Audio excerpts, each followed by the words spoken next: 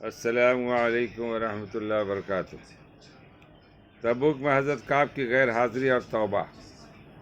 اسی تبوک کی لڑائی میں معذورین کے علاوہ 80 سے زیادہ تو منافق انصار میں سے تھے، اور اتنے ہی تقریباً بدوی لوگوں میں سے۔ ان کے علاوہ ایک بڑی جماعت باہر کے لوگوں میں سے ایسی تھی جو شریک نہیں ہوئے، اور اتنا ہی نہیں بلکہ یہ لوگ دوسروں کو بھی لا تنفروا فی الحر کہہ کر روکتے تھے، گرمی میں نہ نکلو۔ حق تعالیٰ شانو فرماتے ہیں کہ جہنم کی آگ کی گرمی بہت سخت ہے۔ ان کے علاوہ 3 سچے پکے مسلمان بھی ایسے تھے جو بلا کسی کبھی عذر کے اس لڑائی میں شریک نہیں ہو سکے۔ ایک کعب بن مالک رضی اللہ تعالیٰ عنہ، دوسرے ہلال بن امیہ، تیسرے مرار بن ربیعہ رضی اللہ تعالیٰ عنہ۔ یہ تینوں حضرات کسی نفع کے عذر سے نہیں ٹھہرے بلکہ خوشحالی سبب رہ جانے کا بن گئی۔ کعب رضی اللہ تعالیٰ نے اپنی سرگزشت جو اس موقع پر پیش آئی مفصل سناتے ہیں، جو آئندہ آ رہی ہے۔ مراد بن ربیع کا باغ خوب پھل رہا تھا۔ ان کو خیال ہوا کہ اگر میں چلا گیا تو یہ سب ضائع ہو جائے گا۔ ہمیشہ میں لڑائیوں میں شریک ہوتا ہی رہا ہوں، اگر اس مرتبہ رہ گیا تو کیا مذاق ہے، اس لیے ٹھہر گئے۔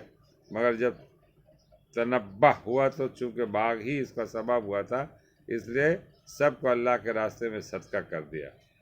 ہلال رضی اللہ تعالیٰ نے اہل عزہ جو کہیں گئے ہوئے تھے، اتفاق سے اس موقع پر سب جمع ہو گئے۔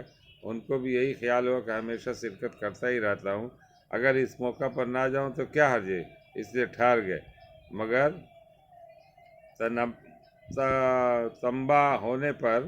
تنبہ ہونے پر سب سے تعلقات منقطع کر لینے کا ارادہ کیا کہ یہ تعلقات ہی اس لڑائی میں شرکت نہ کر سکنے کا سبب ہے۔ حضرت کعب رضی اللہ تعالیٰ عنہ کا قصہ حدیث میں کثرت سے آتا ہے۔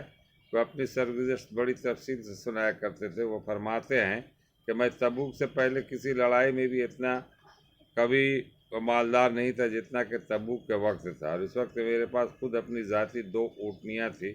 اس سے پہلے کبھی بھی 2 اونٹنیاں میرے پاس ہونے کی نوبت نہیں آئی۔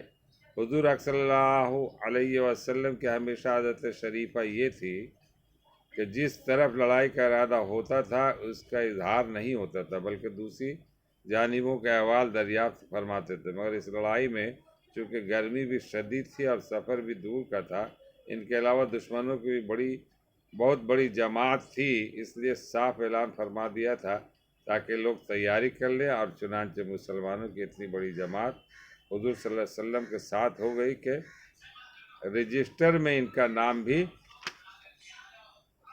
لکھنا دشوار تھا۔ مگر مجمع کی کثرت کی وجہ سے کوئی شخص اگر چھپنا چاہتا کہ میں نہ جاؤں، نہ پتہ چلے تو دشوار نہ تھا۔ اس کے ساتھ ہی پھل بالکل پک رہے تھے۔ میں بھی سامان سفر کی تیاری کا صبح ہی سے ارادہ کرتا، مگر شام ہو جاتی اور کسی قسم کی تیاری کی نوبت نہ آتی، لیکن میں اپنے دل میں خیال کرتا کہ مجھے وسعت حاصل ہے، جب ایک ارادہ پختہ کروں گا فوراً ہو جائے گا، حتیٰ کہ حضور اقدس صلی اللہ علیہ وسلم روانہ بھی ہو گیا اور مسلمان آپ کے ساتھ میں، مگر میرا سامان سفر تیار نہ ہوا۔ پھر بھی یہی خیال رہا کہ 1-2 روز میں تیاری کر کے جا ملوں گا۔ اس طرح آج کل پر ٹلتا رہا، حتیٰ کہ حضور صلی اللہ علیہ وسلم کے وہاں پہنچنے کا زمانہ تقریب آ گیا۔ اللہ تعالی ہم لوگوں کو اسی طرح سے جو ہے نا جہاد کرنے کی توفیق عطا فرمائے، اور یہ نہ دیکھیں کہ ہمارے ساتھ کیا معاملہ، کیا نقصان ہونے والا۔ اللہ کی مرضی ہے، اللہ کی مصلحت، اس میں اللہ ہی سب کچھ جاننے والا، اللہ ہی۔ اور کس طرح سے صحابہ رضی اللہ تعالیٰ عنہ نے اپنی قربانی دی کہ پورے باغوں کا بھی جو ہے نا وہ صدقہ کر دیا، اور لوگوں میں کی یہی سبب۔ اللہ تعالیٰ ہم لوگوں کو پڑھنے اور سننے سے زیادہ عمل کرنے کی توفیق عطا فرمائے۔ یہ آج پہلی قسط، دوسری قسط کل انشاءاللہ پیش کروں گا۔